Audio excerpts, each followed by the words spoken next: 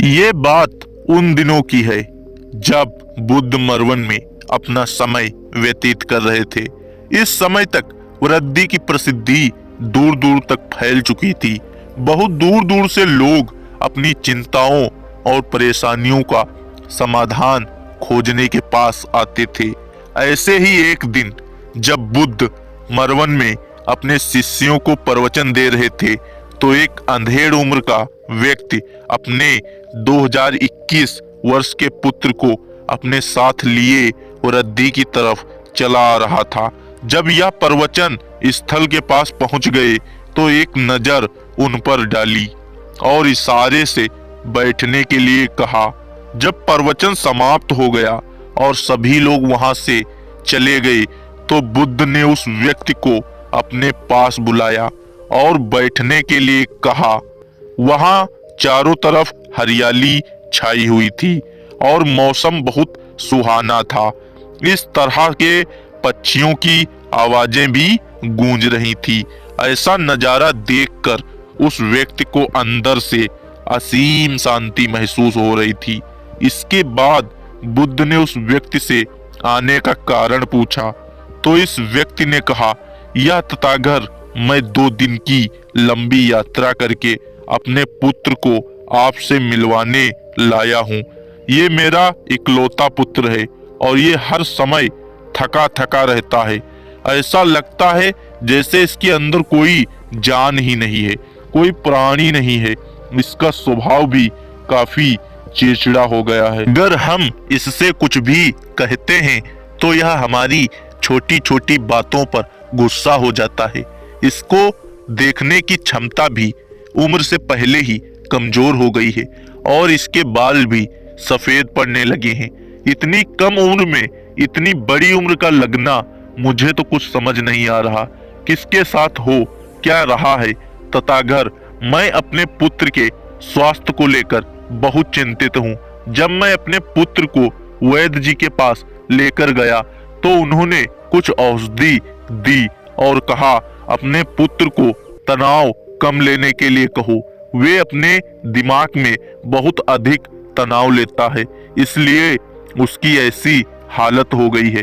लेकिन मुझे उनके बहुत समझाने के बाद भी तनाव का मतलब समझ नहीं आया। मुझे नहीं पता कि तनाव होता क्या है या किन कारणों से आता है और उसे कैसे अपने पुत्र के दिमाग से निकालूं। लेकिन मुझे सबसे पहले तो ये समझना है कि तनाव होता क्या है। इसलिए तथागत मैं आपके पास आया हूँ।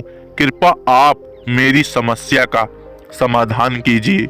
और यह सुनकर बुद्ध उसके पुत्र को बड़े ध्यान से देखते हैं, उसके चेहरे को देखते हैं, उसकी आंखों को देखते हैं और फिर उसके हाथों की नब्ज को भी देखते हैं। यह सारी विधि करने के पश्चात बुद्ध उस व्यक्ति से कहते हैं, तनाव लेना तो कोई नहीं चाहता, लेकिन फिर भी यह तनाव लोगों के दिमाग को दीमक की तरह पकड़ लेता है और इस व्यक्ति जान भी नहीं पाता है कि वह तनाव में जी रहा है। लेकिन अगर व्यक्ति तनाव के कारण को अच्छे से समझ लेता है और तनाव के बारे में कोई ऐसा पैमाना बना लेता है जिससे वह जान सके कि वह कितने तनाव में है, तो वह इस समस्या का समाधान भी खोज सकता है। सबसे पहले तो तुम ये समझ लो कि तनाव होता क्या है। जब भी कोई व्यक्ति कोई काम कर रहा होता है लेकिन उसका मन कहीं दूर भटक रहा होता है, कल्पनाओं में होता है, तो उसके शरीर और मन के बीच एक दूरी पैदा हो जाती है। यह दूरी जितनी अधिक होगी व्यक्ति उतनी ही ज्यादा बेहोशी की अवस्था में होता है और शरीर व मन के बीच की इसी दूरी, इसी खिंचाव को तनाव कहा जाता है। आखिर कोई पसंदीदा खेल खेलने के बाद व्यक्ति चुस्ती और प्रसन्नता से क्यों भर जाता है, जबकि उसने तो अपने शरीर को थकाया है। लेकिन समझने वाली बात यह है कि खेलते समय मन और शरीर एक साथ पूरी तरह से उस खेल में केंद्रित होते हैं, जिससे शरीर और मन के बीच की दूरी पैदा नहीं होती है और कोई तनाव पैदा भी नहीं होता है, और अगर दिमाग में कोई तनाव था भी तो वो दूर हो जाता है। लेकिन इसके विपरीत जब हम कोई ऐसा काम करते हैं जो हमें पसंद नहीं है, तो हमारा ससुर तो उस काम को कर रहा होता है, लेकिन हमारा मन कहीं दूर कल्पनाओं में भटक रहा होता है, जिससे शरीर और मन के बीच एक दूरी पैदा हो जाती है और तनाव का जन्म घेर लेती है।